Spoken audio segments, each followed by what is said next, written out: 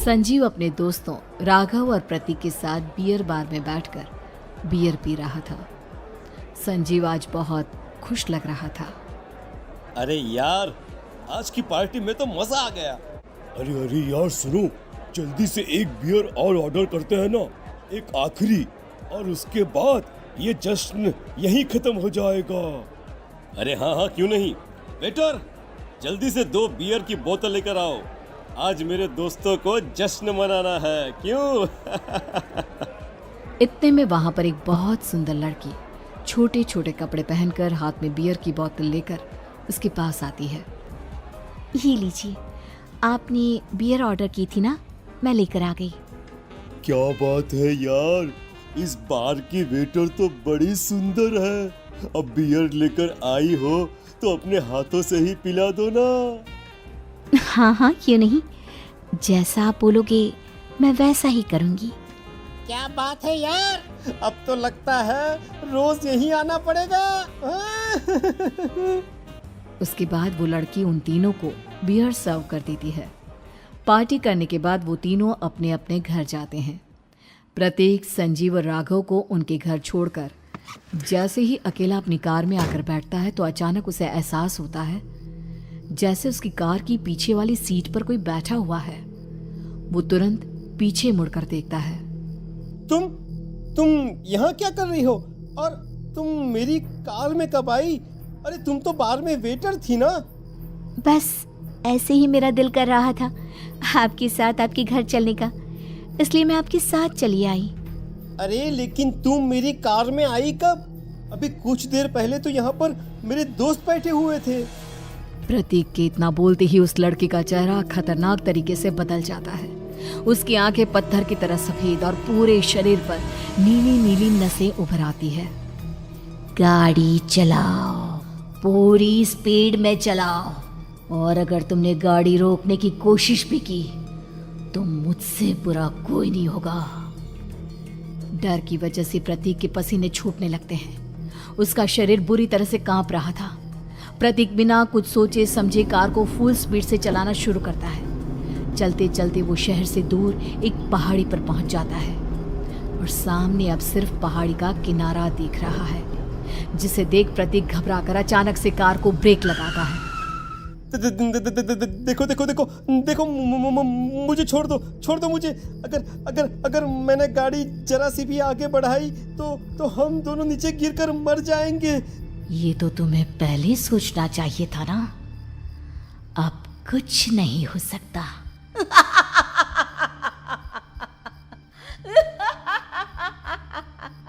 छोड़ दो मुझे। नहीं, प्लीज मुझे छोड़ दो। प्लीज मुझे जाने दो। छोड़ दो मुझे। गाड़ी आगे बढ़ाओ। और तभी अचानक से बिना प्रतीक के स्टार्ट किए उनकी कार आगे बढ़ती है और गहरी खाई में गिर जाती है। उसके चीखने की आवाजें चारों तरफ सुनाई देती है।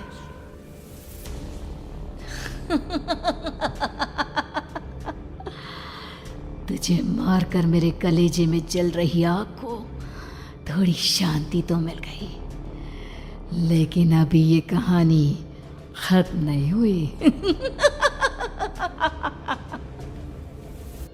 और फिर अगले दिन राघव और संजीव को पता चलता है कि प्रतीक की पहाड़ी से नीचे गिरकर मौत हो गई।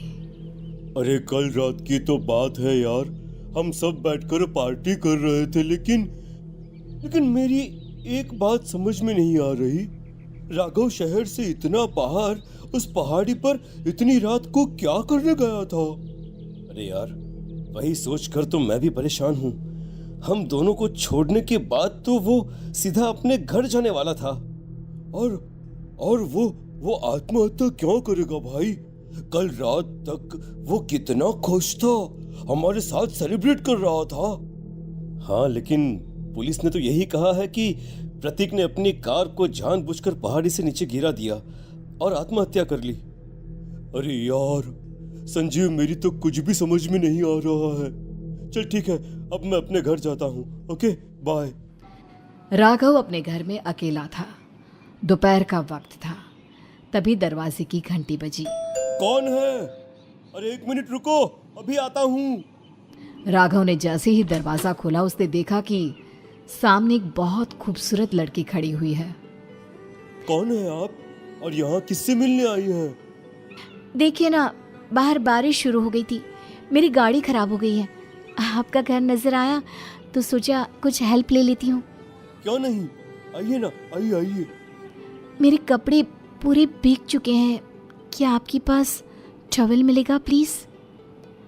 राघव अपने बाथरूम से एक टॉवल लाकर उस लड़की को देता है। थैंक यू सो मच, अब मैं चलती हूँ। अरे इतनी क्या जल्दी है? आप चाहे तो बारिश रुकने तक यहाँ पर रुक सकती हैं। हाँ। लड़की ने पलटकर राघव की तरफ देखा। नहीं, मुझे जाना होगा, मेरा काम बाकी है। और वो वहां से चली गई। उस लड़की के जाने के बाद राघव अपने बाथरूम में नहाने के लिए गया और जैसे ही उसने बाथरूम में देखा तो उसका टॉवल वहीं पर लटका हुआ था। उसने टॉवल हाथ में लिया तो देखा कि उसका पूरा टॉवल खून के धब्बों से सना हुआ है।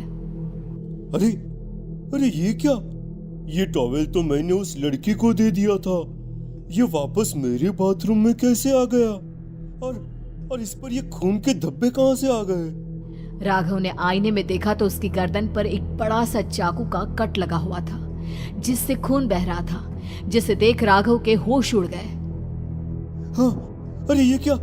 मेरी गर्दन इतनी ज्यादा कटी हुई है और मुझे दर्द भी नहीं हो रहा है। ये क्या हो रहा है मेरे साथ? राघव घबराकर बाथरूम से बाहर आया और अपना मोबाइल उठाकर उसने संजीव को फोन लगाया। संजीव जल्दी से मेरे पास आ जाओ। मुझे लगता है कुछ बहुत बड़ी गड़बड़ है, जल्दी आ जाओ। उधर से आवाज आई, लेकिन वो आवाज संजीव की नहीं बल्कि एक लड़की की थी। कुछ अजीब नहीं हुआ है, बस तुम्हारी मौत तुमसे मिलने आई थी और तुम्हें मारकर चली गई। अब तुम इस दुनिया का हिस्सा नहीं हो राघव, इसलिए तुम्हें अपनी गर्दन के कटने का दर्द भी महसूस नहीं हो रहा। नहीं, ऐसा नहीं हो सकता, ऐसा नहीं हो सकता। कौन हो तुम? तुम्हारी मौत। अब संजीव के पास खबर पहुंचती है कि राघव ने अपने ही घर में चाकू से गर्दन काटकर आत्महत्या कर ली। ये सुनने के बाद संजीव के होश उड़ गए। वो पसीने से तरबतर हो गया और एक अनजाना डर अब उसके दिल को सताने लगा। संजीव के साथ ही उसका एक छोटा भाई राजीव भी रहा करता था। अपने भाई को इस तरह परेशान देखकर राजीव उसके पास आया। अरे भैया, क्या हुआ भैया? आप इतने घबराए हुए क्यों लग रहे हैं? प्रतीक और राघव की मौत, मेरा मतलब मेरी कुछ समझ में नहीं आ रहा भाई। अचानक से मेरे दोनों दोस्तों ने आत्महत्या क्यों कर ली? अरे वो तो मेरी भी समझ में नहीं आ रहा है भैया। हाँ, हो सकता है कि कोई परेशानी होगी और इसीलिए उन्होंने ऐसा किया होगा। हाँ, लेकिन दोनों की जिंदगी में एक साथ परेशानी और दोनों का इतनी खतरनाक तरीके से आत्महत्या करना, कहीं ऐसा तो नहीं मैं भी मर जाऊंगा? अरे आप ऐसी बातें क्यों कर रहे हैं भैया? वैसे ही मैं इतना परेशान हूँ। जब से अंजलि ने मेरा साथ छोड़ा है तब से सब कुछ बहुत अजीब सा हो गया है। रोज रात को डरावने सपने आते हैं। ऐसा लगता है जैसे अंजलि बार बार मेरे सपनों में आकर मुझे डराने की कोशिश करती है। अंजलि का नाम सुनते ही संजीव की आंखें फट गई और उसके गले में आवाज अटक गई। उसके चेहरे पर घबराहट साफ नजर आ रही थी। कौन थी वो लड़की जिसने प्रतीक और राघव को आत्महत्या की आड़ में मौत के घाट उतार दिया? और कौन थी अंजलि जो बार बार राजीव के सपनों में आकर उसे डरा रही थी?